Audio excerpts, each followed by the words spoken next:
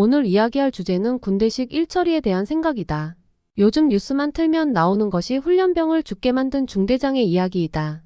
중대장의 혐의에 대해서는 다른 영상에서 이야기할 겁니다. 지금의 포커싱은 국방부의 입장이다.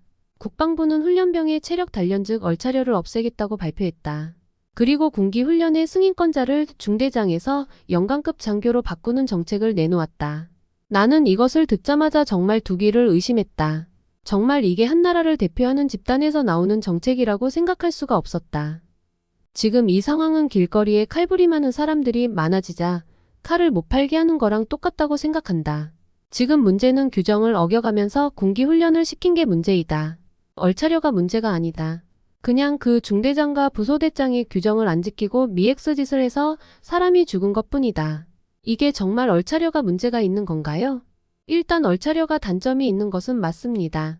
군기훈련, 정신훈련 같은 소리를 하면서 벌을 주는 사람들이 있습니다.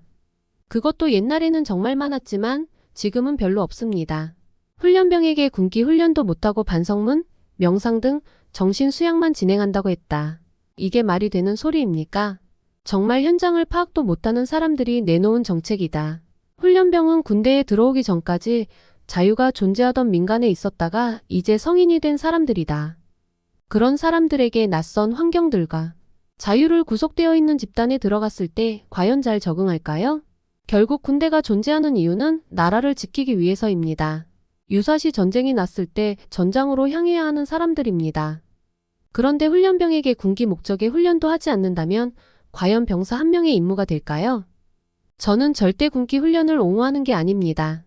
다만 민간인에서 군인으로 변하기 위해서는 어느 정도의 군기 훈련은 필요하다는 생각입니다. 그게 전쟁이 났을 때 자신의 생명을 구할 수도 있습니다. 제가 분노한 것은 그것을 분명 위에 있는 사람들도 알고 있습니다.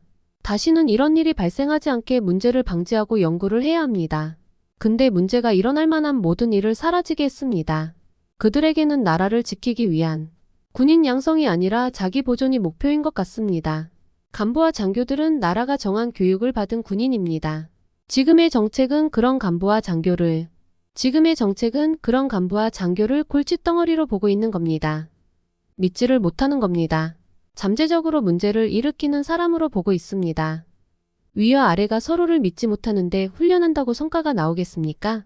그딴 일처리는 군인을 좀먹고 있는 행위라고 생각합니다. 이상 자유로운 이야기였습니다.